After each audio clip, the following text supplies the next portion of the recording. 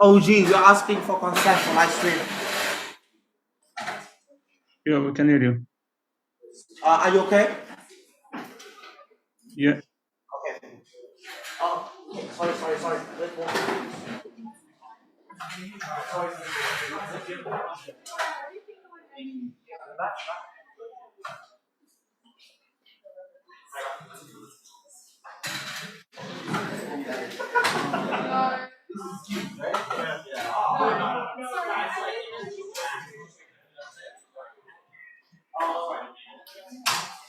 Hello?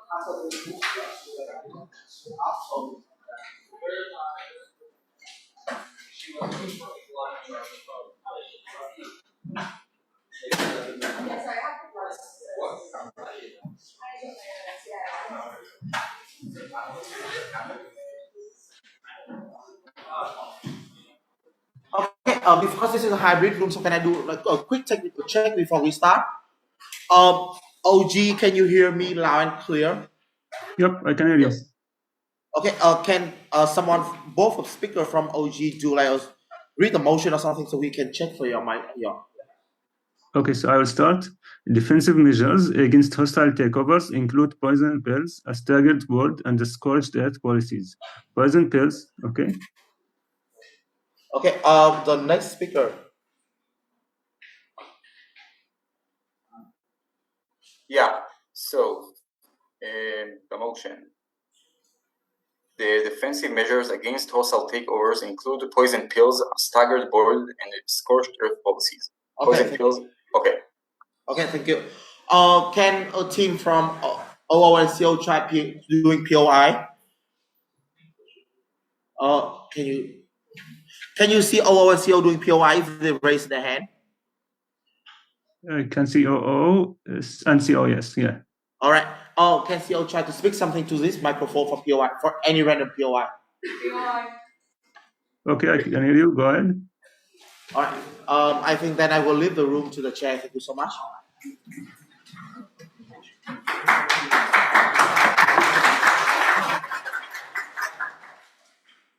Okay, hello everyone, and welcome to the ESL Semifinals of World 2024.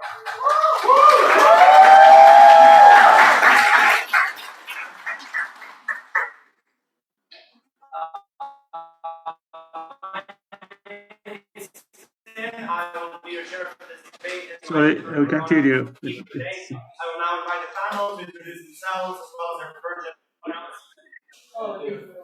Sorry, the internet is weak. There's a red sign in the internet. Now we couldn't hear you.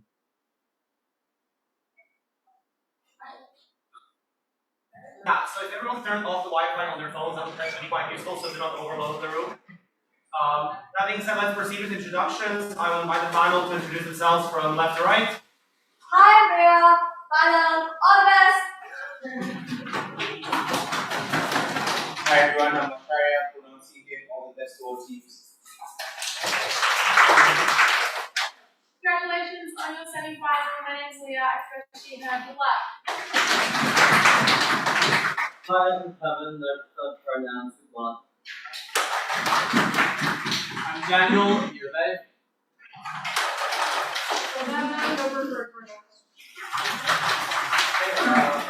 Thank you. Now let us introduce the teams in the debates. In opening government, we have Haifa A. Speaking order and preferred pronouns if they wish to learn them. Amitai is speaking first. Rami is speaking second. No preference for both of us. In opening opposition, KNUST B. Hi, Kudu speaking first, Kelvin speaking second. No preferred pronouns, thank you. In closing government, BINUS A.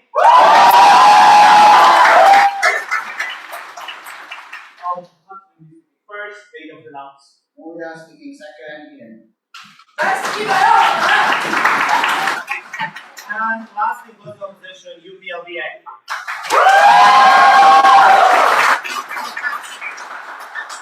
Hi everyone, Ben. I'll be speaking first. Leah. Second.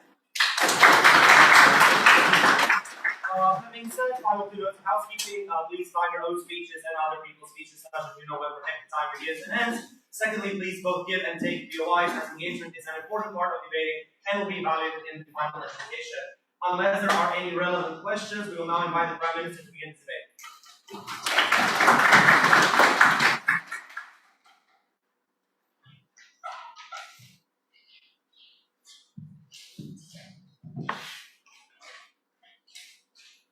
Our model is very clear. We will ban what the info site explicitly said. You say we would ban poison pills, we would ban staggered boards, we would ban scorched earth policies, etc.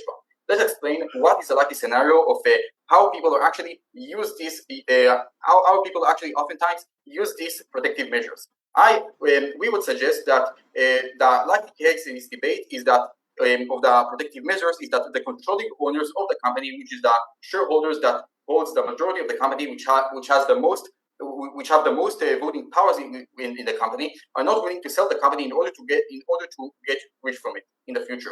Why is this likely the case? A few reasons why. Number one, note. Those people have an emotional attachment and personal investment in the company. That is to say, the controlling owners, especially if they're also founders or have been deeply involved in building the company, have a strong emotional attachment to the business. Their personal investment of time, effort, and passion creates in them a deep sense of connection that goes beyond their financial considerations, so they're likely to connect it very well. That is to say, it makes them, the controlling owners, resistant to selling because they view the company not just as a financial asset, but as a part of their identity. The emotional investment in the company's success are likely to outweigh the potential financial gains from the sale. Secondly, we think that they also have a long-term vision for the company and a strategic goal that extends beyond immediate financial gains. They believe in the potential for the company to grow further and achieve new milestones and stuff like that, or make a lasting impact in its industry and do specific goals. Because controlling owners have a strong belief in the company's future potential.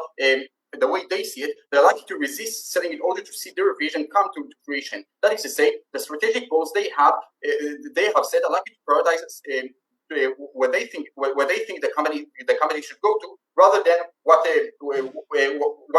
the market should want them to do. And thirdly, also, the controlling owners value their control and their autonomy that they have over the company's decision-making process. That is to say, when they sell the company, it means from them relinquishing their control to new owners, which not align with their preferences and stuff like that. That being said, let's explain why when we ban it, we actually give much more efficiency to the market, which doesn't exist on their side of the house. 3 structural reasons. Number one, note, it creates market discipline. Note, under a hostile takeover, the threat of a hostile takeover creates a heightened sense of urgency within the target company. That is to say, the fear of losing control motivates the existing management to reevaluate their strategies, their operations, and the overall performance. Because hostile takeovers are often preceded by a decline in the target company stock price or perceived underperformance. This urgency that derives from the need to address these issues to make the company less attractive to potential acquirers. What happens on our side of the house? What happens without hostile takeover on their side of the house? We think that in the absence of this, there likely to be a tendency for management to maintain the status quo. We think that they have a lack of imminent threat, which results in a slow response to market changes and less proactive efforts to address its inefficiency. Because companies often resist significant challenges unless they faced with a compelling reason. The absence of a hostile takeover on their a hostile takeover threat on their side of the house leads to a more gradual and reactive approach to addressing performance issues, which means they are more complacent. Secondly, with management accountability. Note, on our side of the house, new management brought in through a hostile takeover is usually selected based on their track record of a creative shareholder view. Their appointment is often contingent on their ability to drive efficiency and profitability. No, thank you. Why is this the case? Because hostile acquirers seek to maximize their return on investment, and they install management that is aligned with this objective. This alignment ensures a focus on efficiency and value creation. However, on those of the house, the existing management are not likely to face the same level of external scrutiny, especially if there is no immediate threat to their positions. This is likely to result in a lack of accountability and a misalignment of management objectives with the shareholder interest, because management are likely to prioritize other objectives, such as maintaining the status quo or personal job security. So in the absence of external pressures like a hostile takeover, this is likely to occur. Thirdly, note, resource optimization. acquiring companies often conduct expensive due diligence to identify inefficiencies and opportunities for optimization. After the acquisition, they implement strategic changes such as diversity or operational considerations to actually strengthen their efficiency. Because hostile acquirers are motivated by the potential for financial gain. To realize this gain, they're likely to actively seek and implement changes that optimize the use of capital and resources within the acquired company.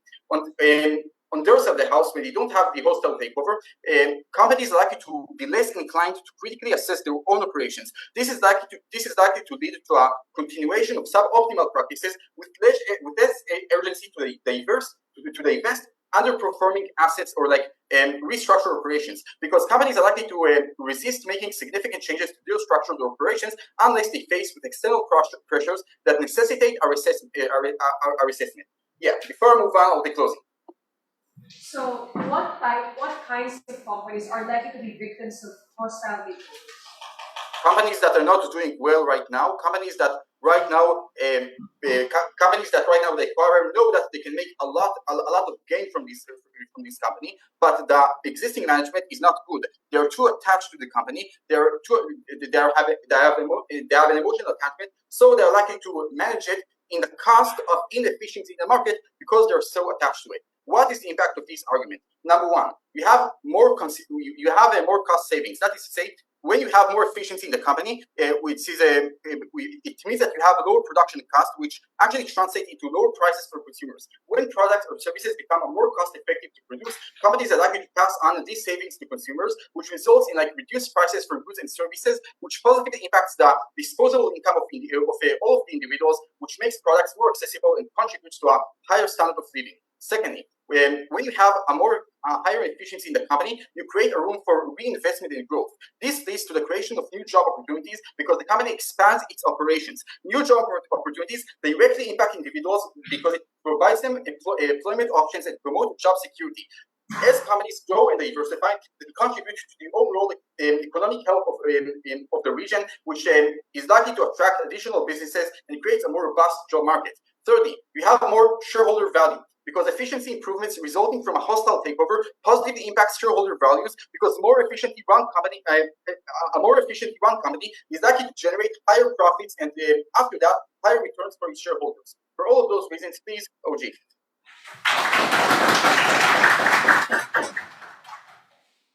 We thank the Prime Minister for that speech.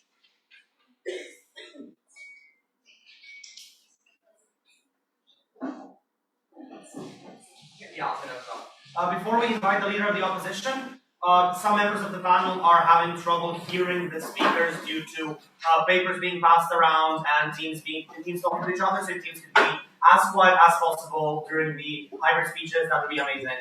That being said, we are now inviting the Leader of the Opposition to open the case for the opposition bench.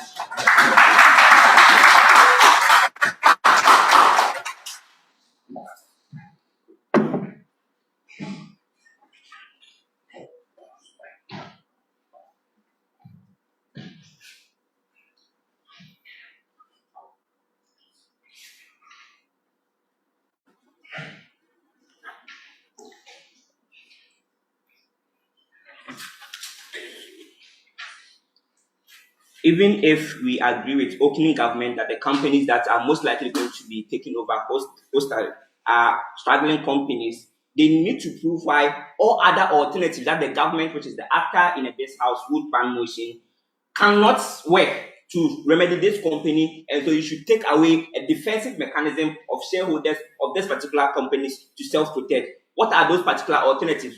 Just giving subsidies to them. Secondly, allowing for genuine and friendly takeovers or friendly investors into these particular companies that they could be able to, get back on track. But thirdly, options like loan systems that are accessible in most instances for these particular companies in that particular instance. And so all of these items probably are existing on our side, but they don't probably require as much government investment or much government resource allocation as a bank on their particular side. We go through over opening government. But the second thing then is that the premise of their case is just to assume that hostile takeovers in all instances are done by one, good people with good incentives, and three, the impacts are always good. That's a very high burden because they cannot fear that everybody or every investor is as good. Probably maybe they are good investors, but not everyone particularly good. They need to explain why all of these things are true. I'm going to further engage with them in my circumstances. I'm going to prove two things in this speech. First of all, that hostile takeovers are not necessary in this particular instance. But the reason why this becomes important is material is winning because of two things. If I prove to you that they are not necessary, then it means that it is very, very reasonable for the government to allow companies who are most likely going to be victims to self-protect and not take away their ability to defend themselves in that particular instance. But secondly, this particular is material winning because it has to prove to you that then government has a higher burden to justify why it is necessary for us to be able to do these things. And if they don't do it, it becomes like important that they lose to us in that particular instance. Because one, it is like very important in how government form policies, particularly because there's little resources in the country and they have to redistribute and channel these things into things that are more reasonable. Even if it's just discussing these things in parliament, it's still a huge resource that could go into other things. We could discuss important things. We should not discuss this particular ban, that particular instance. But the second thing we were able to prove that even if it is true, the harms that are existent outweigh all the possible impacts, which is very speculative on the side of opening government. If you prove that these harms are existent as opposed to the speculative part of opening government, we move into the ESL final in that particular instance. But particular characteristics that you need to recognize. What are hostile takeovers? Several things. One, they are indiscriminate and arbitrary buying of other companies. This means that the goal is not just to buy reasonably, but just to increase your share so that you're able to subvert all the smaller stakeholders in this particular company.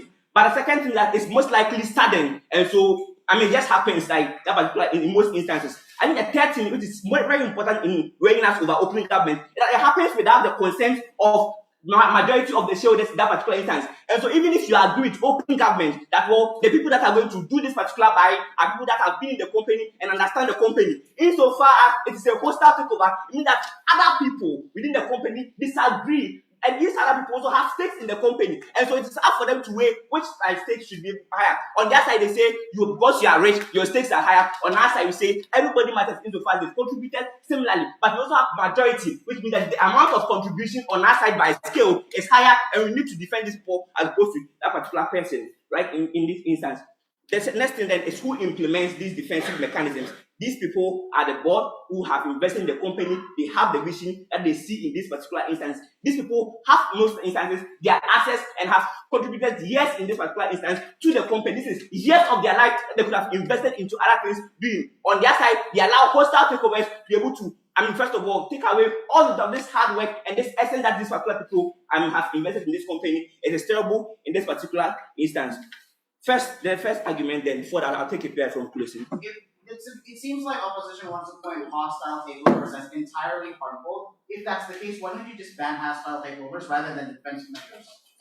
I just think it's just fair for the government to let the mechanism, like the market, self-regulate in that particular instance. I think this debate reasonably happens in a free market system, and so the principle of the government not interfering and allowing companies to be able to self-protect and take defensive mechanisms insofar as it works for them. Because this debate cannot be that defensive mechanisms does not work, and if it doesn't work too, they are very terrible because they are just removing them away. So if it works and the companies have the opportunity to decide, let other people make the hostile burden, we protect ourselves. It's important to the principle of the free market where this debate mostly has a lot of impact in that instance.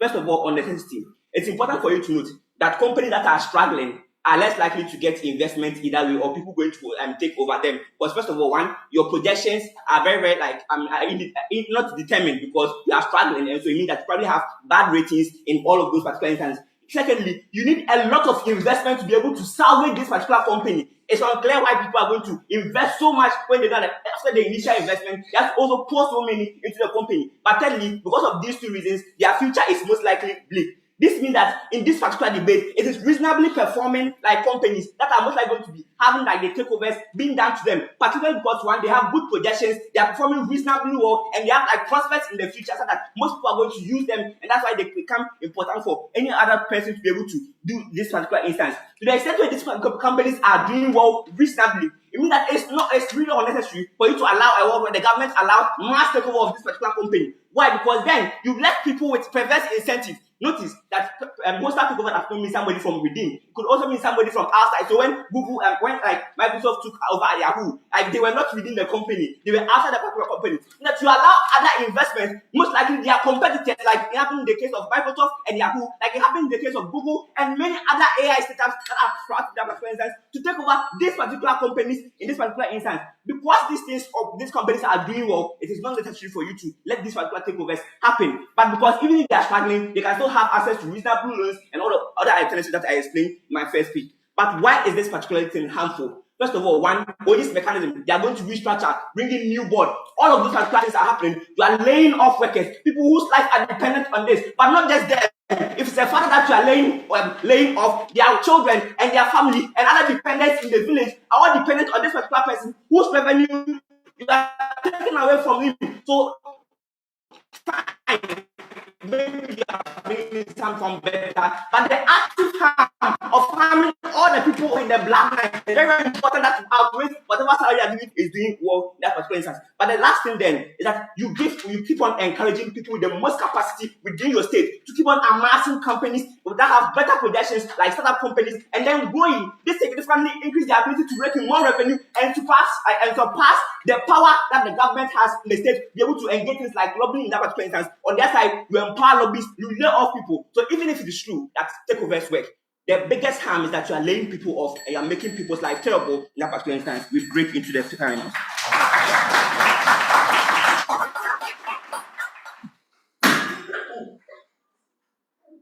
We thank the leader of the opposition for that speech. We now invite the Deputy Prime Minister to close the case for opening government.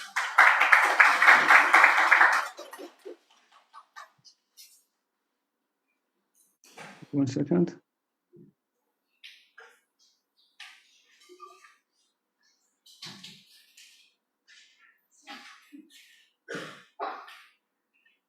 Okay. I'm starting in 3, 2, 1. Sorry, I didn't put my timer. Sorry.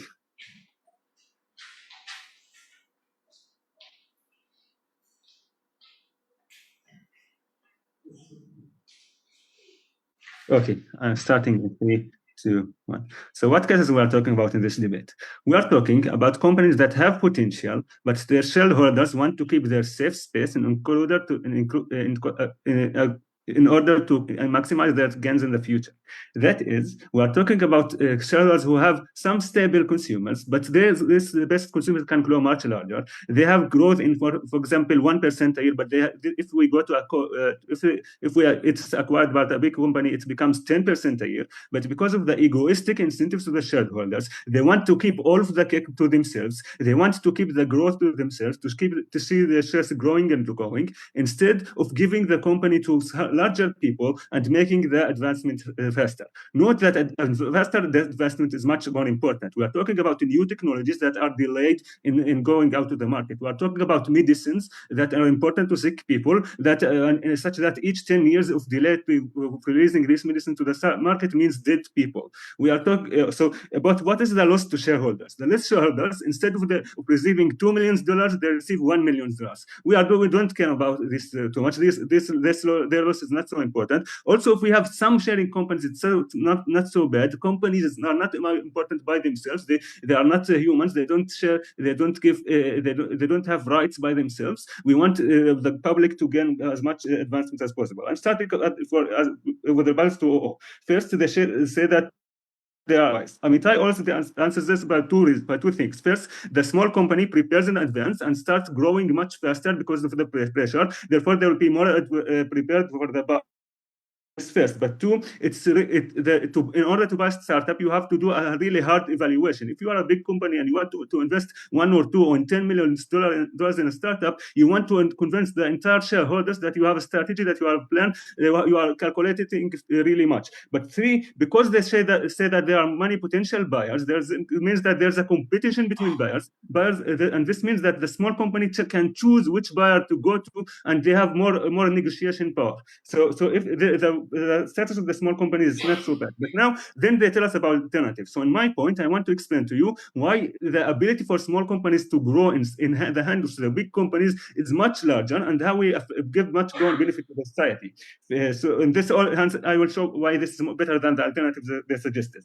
First, it's about cooperation of technologies. If when you are talking about IBM that acquired Red Hat, we are talking about giving new that IBM gives all its patents and legal IPs to get involved inside in Red Hat. If Red Hat has one promising idea and it's stable and they are growing in one base, then IBM will put all of its technologies inside Red Hat, and Red Hat will grow much larger. This is first. But two, are talking about high-end machines. If there's a startup that invests in quantum, but it has a potential, a good idea, but it can grow, but it can grow somewhat slowly by its own. If it goes now to IBM and IBM acquires it, IBM can give us all of its advanced technology, all of its high-end machines, all of ability to room with freezing, super freezing power, and can make it advance much larger. So you are talking about larger consumer base, because when the big company usually has contracts with more banks, more consumers, and a really large base.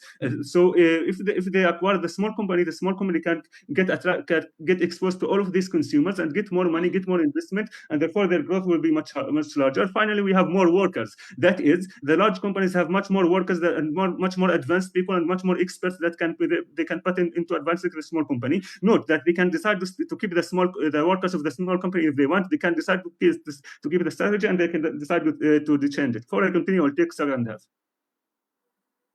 Yeah, first half. Go ahead. First, go. So if I ask you that I want to give you $5 and you say no, should I take you to jail? If these $5 means that there are dead people that are going to die if you didn't get them, then yes, we are okay that we ban them. But more than that, we say that the investors don't have absolute rights on their companies. Their workers have helped them in making technologies in the companies. They are relied on all of the customers that built infrastructure and built internet and all of the academy that made the ideas that made their development possible. So if the company is not their own all property, they cannot decide by themselves what to do with this. If it's more better for the society to sell this company and selling this company making advancement much faster, then we are okay to sell these companies. But also we think that we think that this trick, when the small development trickles down to all of the market, how this looks like.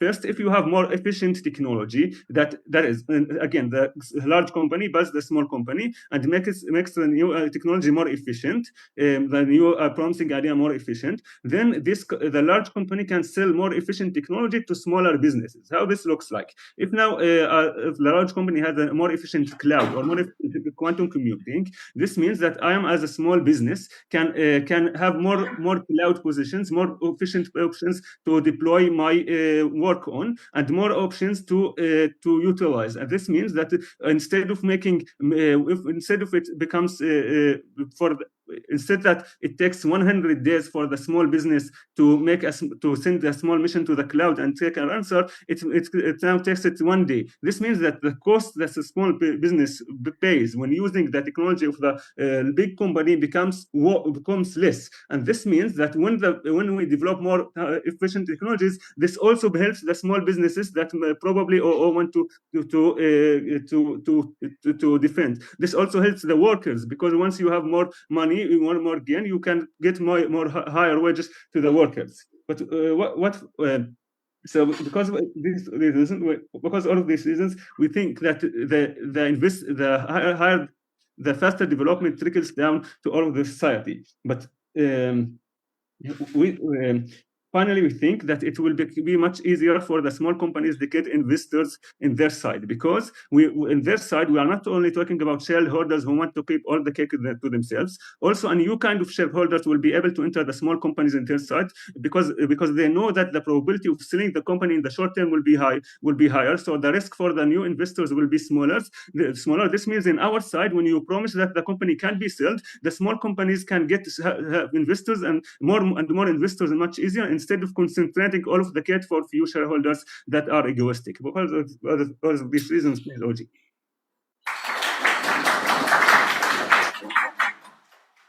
We have been for a speech. We invite the deputy leader of the opposition to close off the parliament.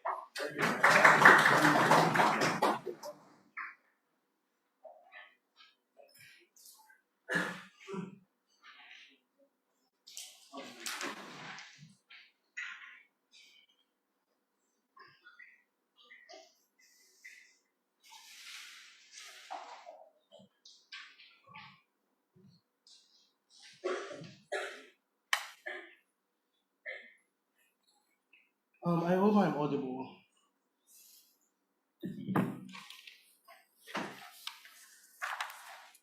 Am I audible? I think they should be able to hear. And so,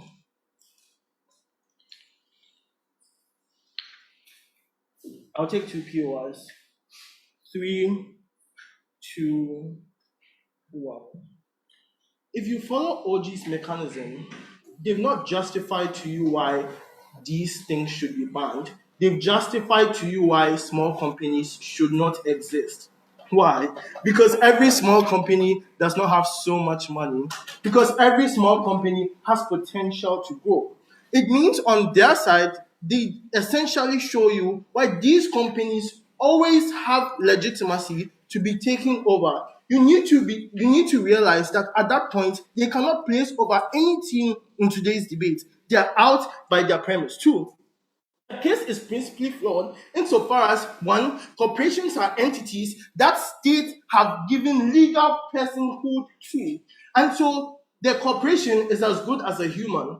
Their debate essentially is saying you give someone personhood, but without the right to defense. And that's a principal consideration that they should defend on the bench, especially as these are people who are minority companies in that regard.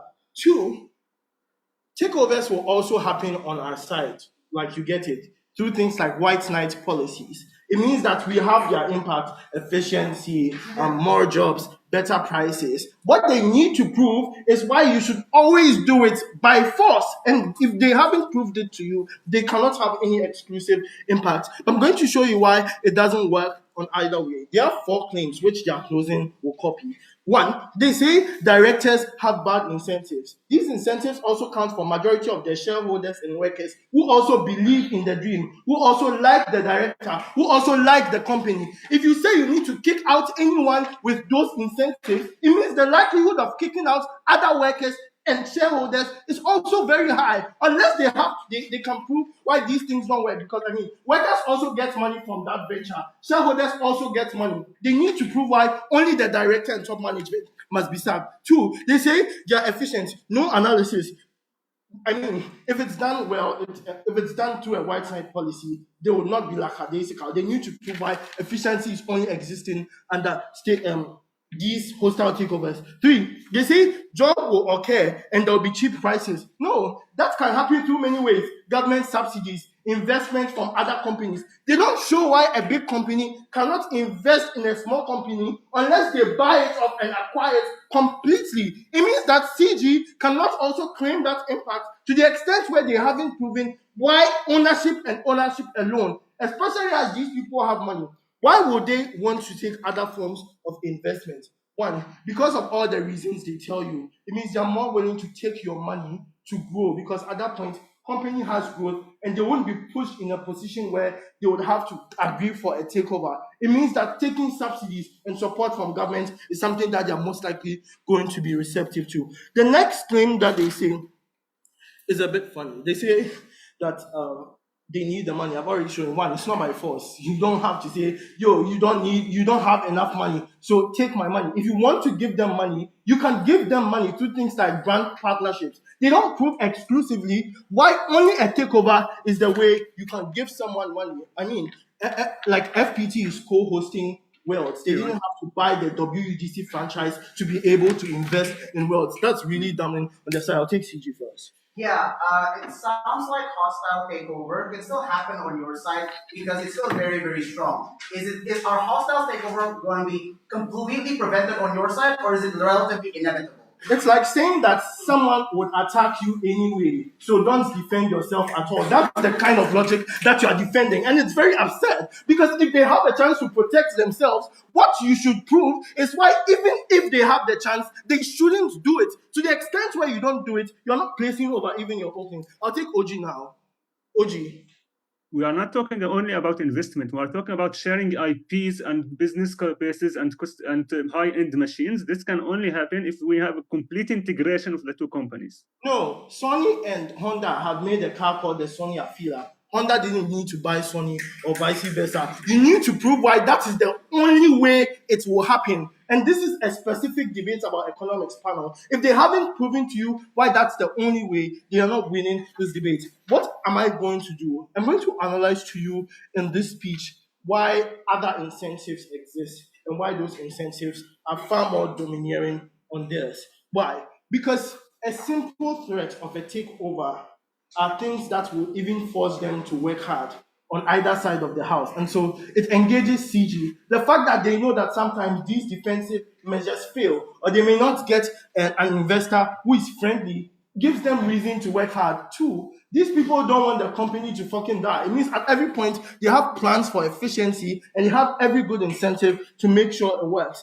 Three, the impact that we give you are impact that signal more onto the market. So just in case you want to take this extension externally, here's why we give you the broad impact from OO. One, we tell you that what you do is to signal to companies, especially in developing countries, that companies already do not like because of things like political instability, rapid change in power. They don't want to come to these countries anymore because they know that they cannot even defend themselves. Two, you entrench monopolies, and that's how prices do not reduce on their side. Because if every big company can fucking buy every small company, what is their incentive to reduce prices to the extent where they've actively drawn out market competition? But we see that most of the time, right, those starting new companies are indigenous of those specific countries who do not have a lot of capital, but these companies are usually bought out by MNCs. It means that to that very extent, you drown these companies. Fourthly, we say that that's rush because of a hostile takeover. I've already shown you that, see, money is scarce. It takes a lot of belief and trust to invest in something. It means that when they realize that someone else so rapidly is taking over their investment, they're more likely to withdraw those investments. Don't say I'm lying. It happened in OpenAI. Shareholders were leaving, workers were leaving. These people also have that attachment. It means that the likelihood to be efficient is less. On our side, where some board members would still be maintained, shareholders still have trust. It means you are easier able to have some money to do all those impacts that they want. On their side, where there's a hostile takeover, people don't trust people. There's a lot of speculation, and it's going to be very bad for the sustenance of these companies. Lastly, we analyze to you why the workers of the ground are important. They need a company where they can feel safe. Even if they will earn less, they need a company where the working environment is good and they will feel safe. Proud OO.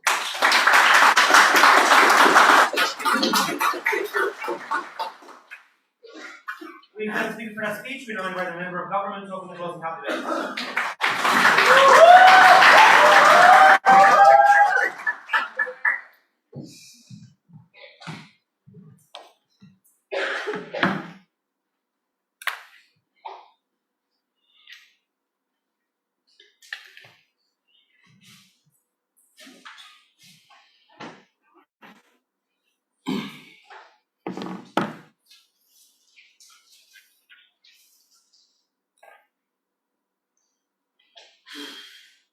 Pronouns will be they, them. Yeah, feel free to join me anytime. Audible? Yes, you are. Okay, thanks.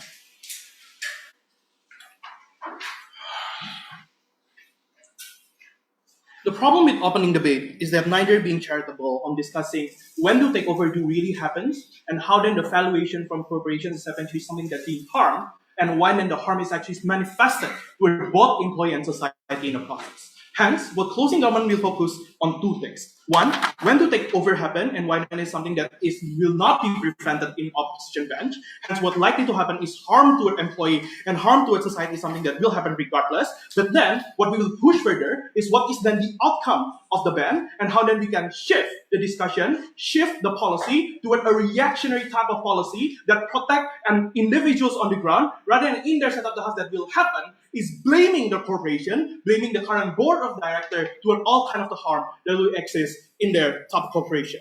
Hence, first thing, when do takeover really happen? We probably agree that this has happened when company valuation currently are quite shaky, i.e., the market position exists, but at threat of getting replaced or out of business in 3 to 5 years due to market competition or something along that line.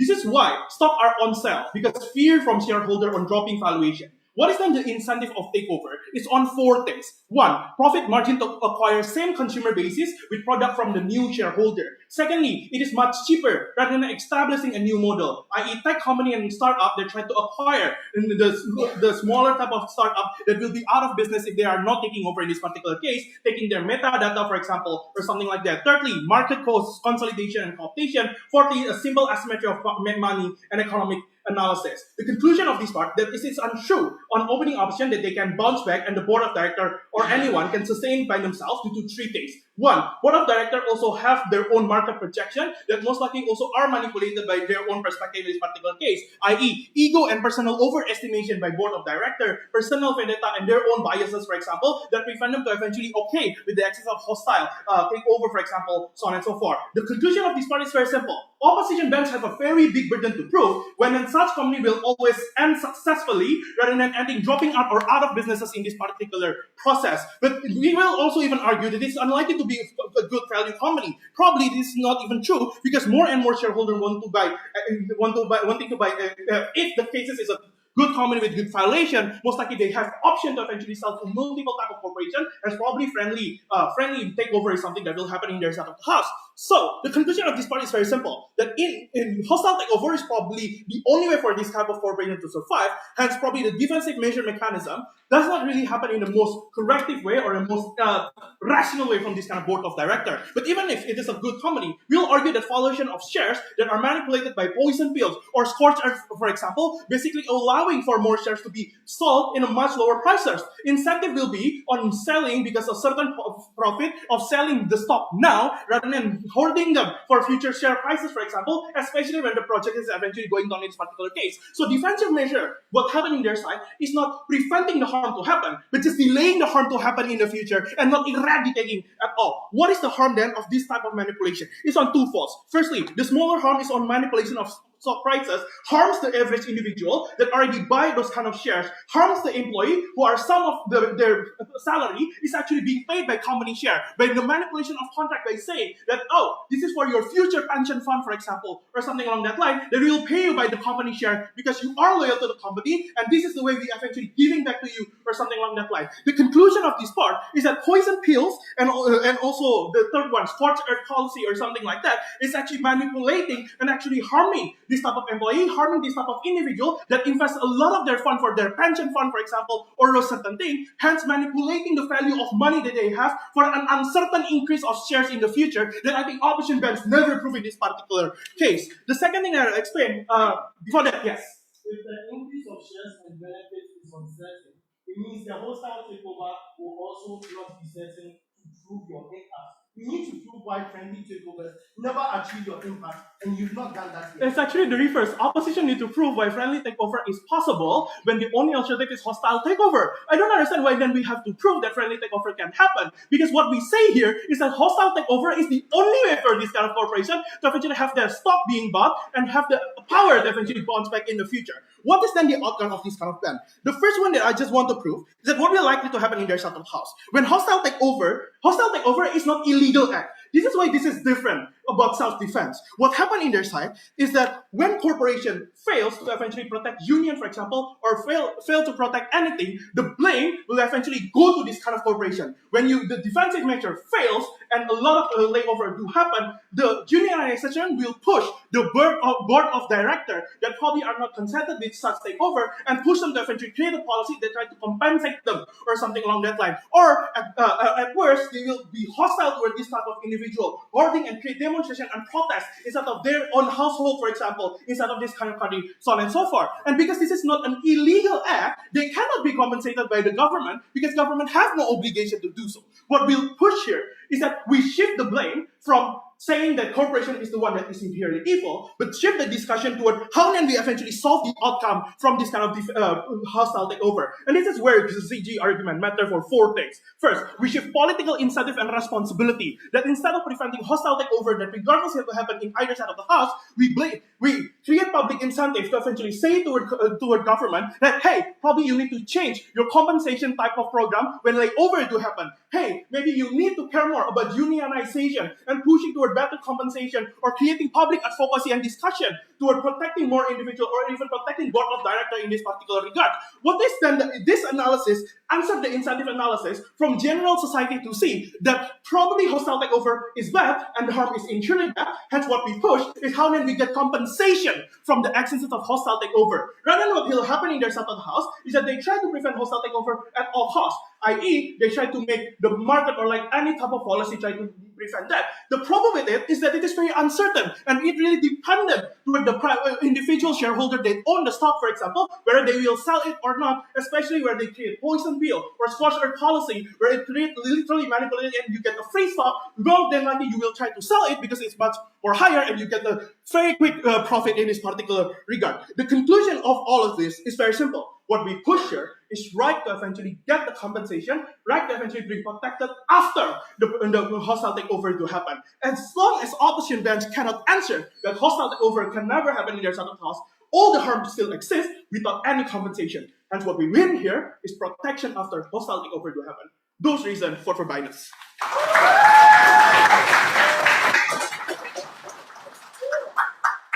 We intend to speak for that speech, we know by the member of the opposition, the case of those opposition.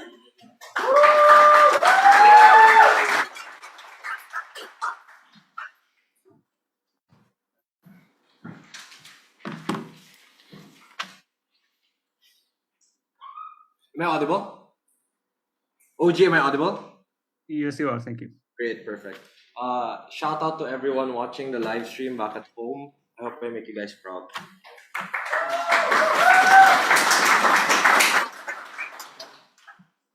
I'll be starting my speech in 3, 2, 1.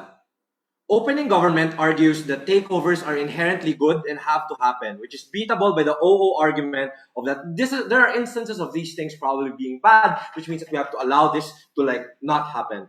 OO tells you that hostile takeovers are bad, which is vulnerable to the CG argument of saying that there are instances of it where it can be necessary, where it can be good. The entrance of CO within this debate then is to prove, 1, these measures are necessary to prevent the worst instances of hostile takeovers happening. That is not saying that takeovers are inherently bad, but in the event that they are, there has to be some sort of mechanism that has to exist that prevent it from happening. But second is the principled idea of self-defense within the corporate system, which allows for better business outcomes, which is the more important impact that has to exist within this debate. I want to then prove in framing as to why there are bad actors that exist within the ability of hostile takeovers, which is just talking about who are the kinds of individuals who are likely to commit these acts. The first thing as to why this is bad is because the changing of hands is likely to be instantaneous. That is, you change the corporate governance structure, for example, laying off thousands of individuals in the event that it changes hands. But further, the kinds of individuals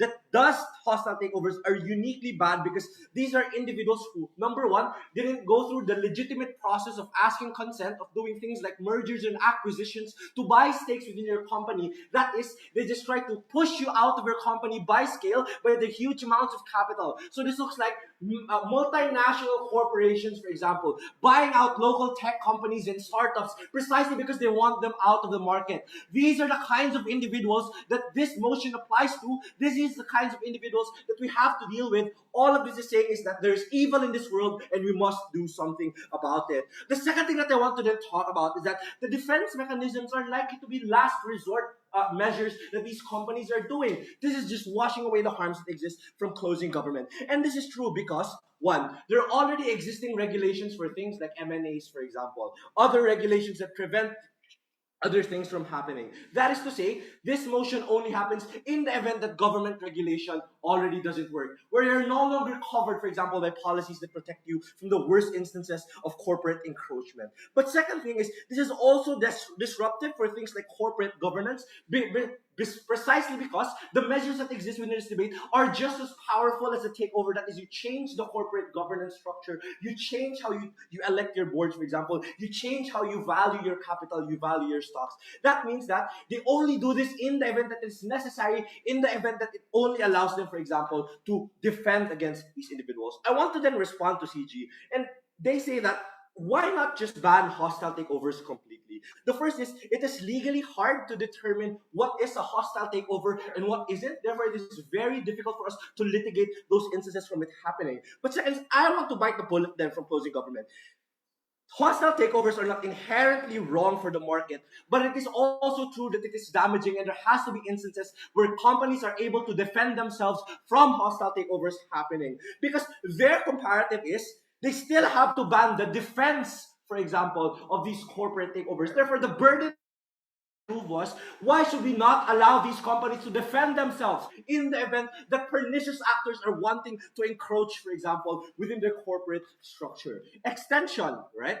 Why is the existence of effective measures against hostile takeovers lessen the ability for people to commit bad hostile takeovers? Note, this isn't a concession that all hostile takeovers are bad, but in the event that they are, there has to be some mechanism that has to exist in order for us to protect them. This is true for three key premises. The first premise is, these defense measures are uniquely effective against stopping hostile takeovers. The first structural reason is just, you make it difficult by scale for hostile takeovers to be successful inherently, because you fight them to the tooth and nail to be able to prevent this. But the structural proving is, it is by all means necessary, prevents the 50% from one plus one problem from existing. So that is, you change the governance structure for us to hardwire, for example, these things from happening. But the third is, this exists in a point in time in which external regulation has no longer worked, so nothing can save you anymore, but it is only this one. But fourth is, even if it only works the one time, it creates a chilling effect for outside actors because of their knowledge of these defense measures, for example. So you're unlikely, or you're more hesitant to do these things, precisely because companies are able to defend themselves. The second premise that I want to then launch is, absent these measures, companies have no choice but to submit towards these takeovers, which is, I think, the greater evil that has to exist on their world. If they say that it is good and it can be bad, on their world, they simply have to accept everything, accept that attack without being able to do anything at all. And this is true and evil for three structural reasons. The first is, you cannot restructure governance to slow or stop, for example, these takeovers from happening. You cannot do anything at all. External regulation can no longer cover you, so it is you yourself against the big evil company that just wants to buy you out of your prized possession. The second thing is, you cannot choose who takes over you, right? This is directly responsive to the opening government claim. You can choose either Intel or IBM to take over your company. This is just untrue. These people have the capital mass to simply buy you out. Therefore, you do not have the choice in the matter. You do not have the consent of these individuals to attack against you. But third, Right. an extremely vulnerable position, because the worst of actors can take advantage of your ability to not do anything, because you can no longer defend yourselves from these worst instances of offenses happening. Yes, POI. Yes, we explained why the existing controlling orders are preventing the sale of the company at any cost, and that the like case is an attempt to take the company away from them so that it is not held captive by them. Deal with it. So, even if it is good that takeovers can exist, it is not proven why the ability to defend yourself is something that has to not exist in order for the impact to be achieved, which is the third premise of my argument. It is, self-defense has to exist for businesses to run well and for us to achieve better business outcomes. And this is true for three structural reasons. The first is, they need to be able to do something for us to reach things like market equilibrium, for us to achieve the competitiveness that is necessary for us to achieve better things in life. When you do not allow people to respond to the externalities that befall upon them, it is when we allow the worst actors to just simply get away with whatever they want. But second is that the response to a business action often creates better business outcomes. So when a competitor makes a better product, we get to develop a better product. In defense of that, we get a better business outcome. We posit the logic is also true here. But the third is, the takeovers have to fight for their ability to take over, for that takeover to be proven to be good, right? That is the moral proving as to why it has to be self-defense, because they simply have to show that they're worthy of the ability of them taking over the company. This is important because it shows that it is extremely irregrettable for us to not allow the ability for these people to defend themselves. Thank you.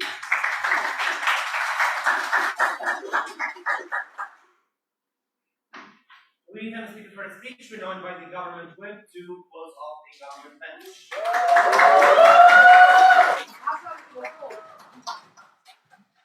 Okay, OG, I assume I'm audible. Yeah. Yes, we can hear you. Okay, thank you. I'll take a POI. At any point, you can raise your hand. Starting my speech in 3, 2, 1. It's becoming evidently clear that on opposition, they cannot provide the mechanisms as to why these defensive measures will always stop defensive hostile takeovers. It's unresponsive to my member explaining to you that A, as far as incentives, companies will still want to do hostile takeovers, even if it's somewhat costly, because you can gain a lot of profit from taking over someone else. You can gain their technology, IP, and patents. You can gain like consumers that the data of the consumers that they already have. You can get consolidate the market. So the incentive to do it still happens. Secondly, my member told you the capacity is still there because huge corporations still have a lot of money to be able to buy their shares.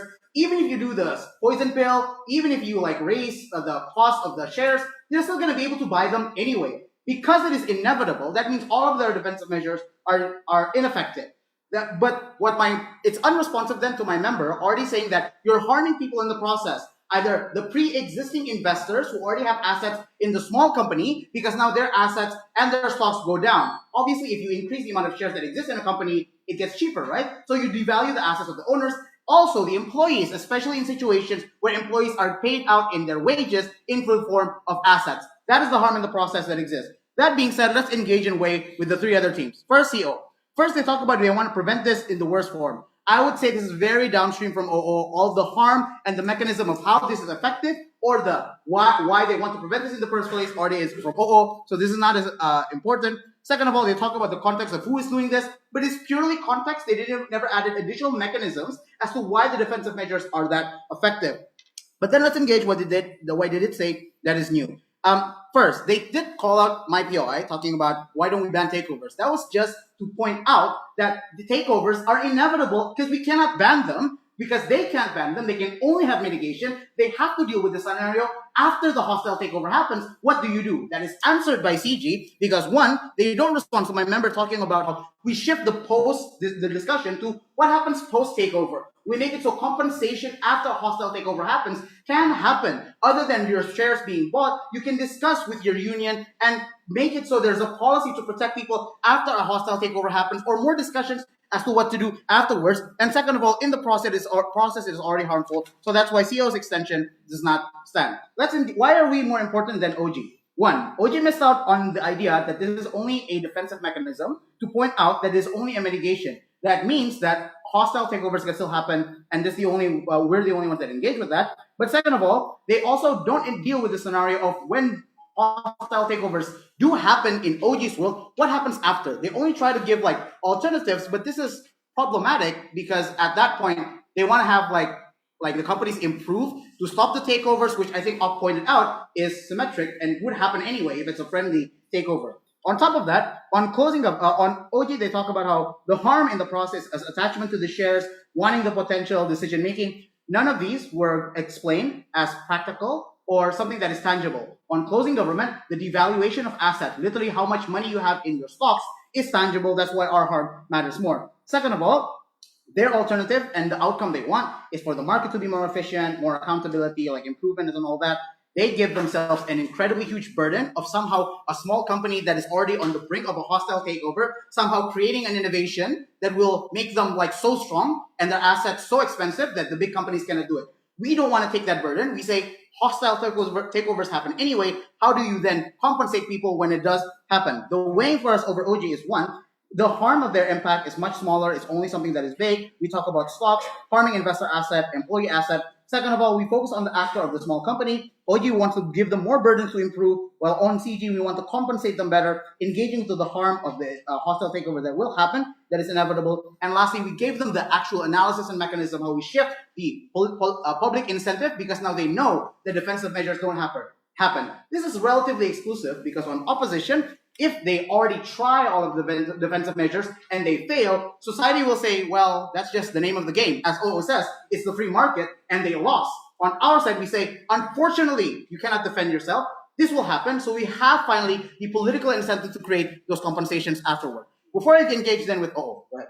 Countries cannot always stop invasion. What extension that we should disband our small military so that we can discuss invasion is not exclusive, because on our side we know the hands of invasion and we still discuss this in economic classes and today's debate, so it's not exclusive. I understand the principle. Unfortunately, if it's gonna happen in like high amounts on opposition, what's your solution then? It's just keep preventing. We say, unfortunately, it's always going to happen. We gave you an analysis as to what happens afterward, but let's engage with opposition anyway. One, they talk about all of the prevention and already told you why it's incredibly ineffective. But then they say, okay, this is the big principle.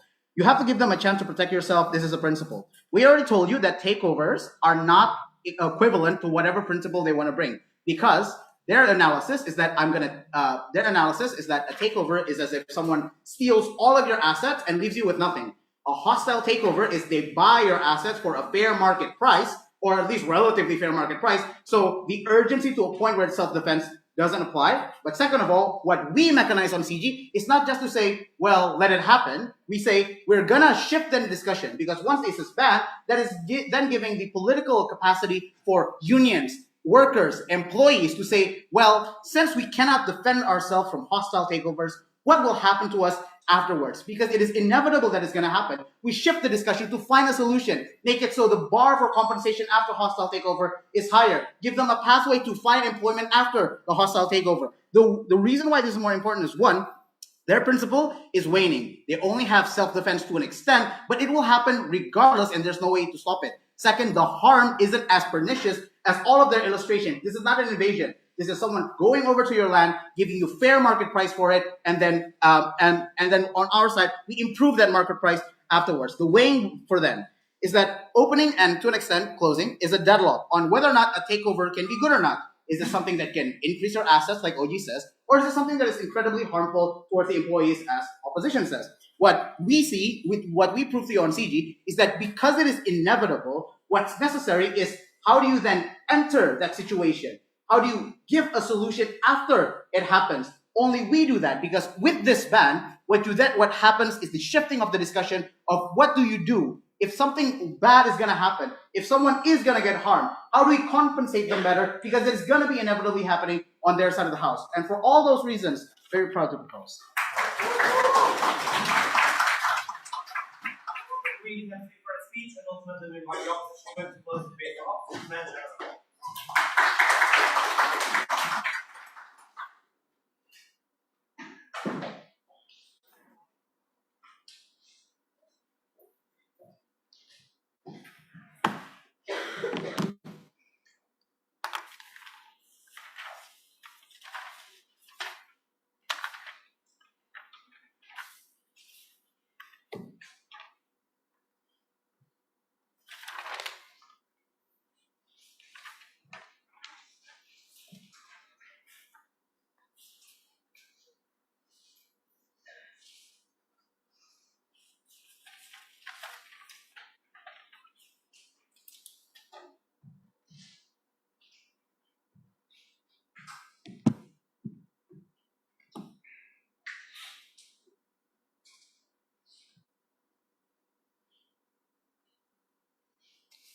Ready? I'll start in 3, 2. Oh wait, sorry, it lagged.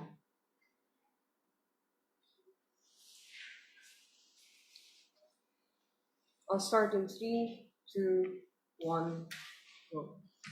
The first thing I would like to do is to take out this implicit suggestion that comes from Gov that somehow in hostile takeovers there's some degree of negotiation and acceptability that happens between two companies. The first thing I would note is that if hostile takeovers are indeed consensual, then the negotiation does not warrant the defense mechanism, and therefore in those contexts of the debate, it is not really relevant precisely because the defense mechanism will not exist, right? What this debate therefore is relevant in, right, is in the context we're in, the hostile takeovers are indeed destructive and instantaneous as Ben suggests. And I would notice that government never responds to as to why the worst forms of hostile takeovers are indeed bad. They give a lot of host of benefits as to why companies are going to be lifted up, but they never tell us why they prevent a lot of the worst excesses that comes from hostile takeovers. And why is this likely to be true? Apart from the reasons we tell you from Ben, we tell you that takeovers are likely to be destructive and instantaneous for two reasons. The first is because, right, these kinds of companies, as they suggest, are probably have shareholders that do not want to give up these kinds of companies, which means that it warrants an aggressive approach to which you try to acquire this good company, precisely because there are existing mechanisms to which they do not want to give out to sell these kinds of companies. What this means is that it likely means that they buy you out with a huge sum of money, that they and cater towards that desperation because you are somehow failing. What this means, therefore, is that it is unlikely for you to have any forms of consent towards that takeover. It is unlikely for you to be that calibrated during that takeover, and therefore a lot of their benefits about how negotiations can exist and why shareholders are likely to increase efficiency is unlikely to be untrue. The first thing I would do is first take out CG. The main claim of CG is that post the hostile takeover, we have some forms of reactionary period and discuss these forms of invasion.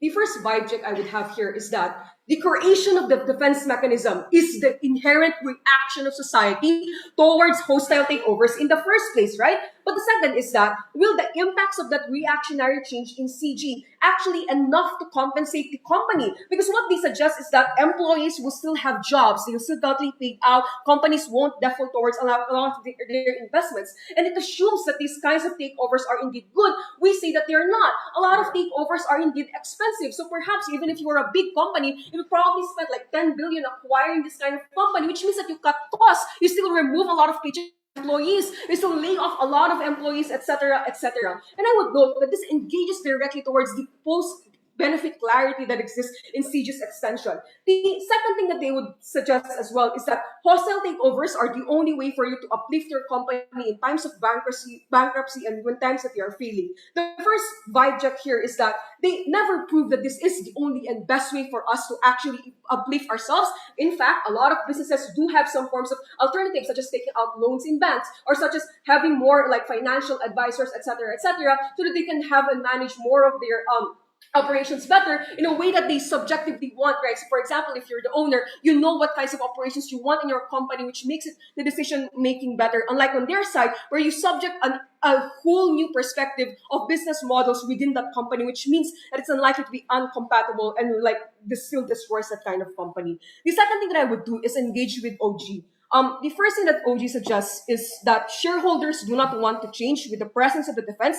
They assert that this is because of a lot of reasons such as emotional attachments, costs, and beliefs in the potential. Let's just vibe check this argument. The first is that if shareholders do have some strong emotional attachment and beliefs in the potential of a company to grow, then why are they likely to sell? In fact, they're unlikely to sell insofar as they do have some strong attachment to this, which again warrants towards the frame that the hostile takeover as indeed has to be hostile, which just affirms a lot of the harms that comes from Ben. But secondly, right, I would note that if this company is indeed failing, it is unclear why the inherent mechanisms that you have as a shareholder is not enough to allow you to incentivize efficiency, allow you to expand, allows you to create better practices within that company, insofar as you as an investor already have some stake within that company, as OG and CG suggest, which means that it is unlikely for the mechanisms of a threat of a hostile takeover to have some unique benefits towards these companies. In fact, it's likely to be symmetric towards the extent that you already have your own internal incentives, but secondly, that hostile takeovers still have some chance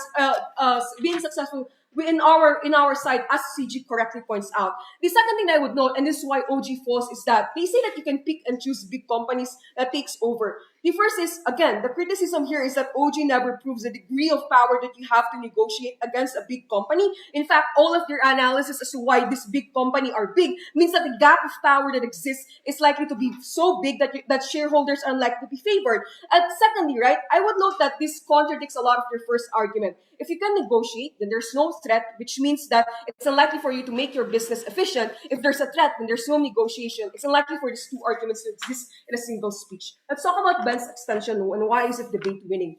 There are three things that we do. There are three things that we give to you from Ben. What we say is that we tell you why this defense mechanism is relevant towards the frame to which these companies exist right now. We say that defense mechanisms are the only thing that you have to prevent the worst excess of that hostile takeover in the event that a lot of state regulations have already failed in status quo. What we say is that perhaps defense mechanisms may or may not be warranted insofar as you already have state backing. But in times that you don't have it, then it's the only thing that you have, it has to exist. There are two unique conditions that we demonstrate. Before that, sure. Yeah, we're not necessarily talking about a failed company. We're talking about a company whose management is not doing it efficiently, and you explain why the hostile takeover makes the market more efficient. Yeah, so I already engaged that it's not really going to be that efficient, and even if it does, it's not symmetric, and that defeats the argument. So there are two unique contributions that we demonstrate that we mechanistically better than OO. There are two evaluations of this. The first thing we say is that this defense mechanism is relevant before the happening of the attack. So what we say is that the inherent existence of a defense mechanism, whether it's employed successfully or not, is not relevant because it already creates a chilling effect that creates hesitation for already vicious takeovers to exist. And I would note that it's an inherently new mechanism that exists from OO because we don't rely towards the success of the defense mechanism happening, we rely towards its existence. So its existence is enough towards creating more hesitancy, precisely because if you're able to devalue a lot of your stocks, it means that they lose out more and more money as a point in time that they acquire these kinds of companies. But secondly, we also become more direct. We say that during the attack, you're able to prevent and save off a lot of company businesses that you have, right? So things such as when you are able to devalue a lot of your stocks, you're able to remove a lot of the worst excess of this. Why does this take over OO? Very quickly. What OO highlights is defense mechanism and why it ought to exist. What we say is that it ought to exist in the most relevant frame, and therefore maximize a lot of the principle that comes from OO. Ceiling.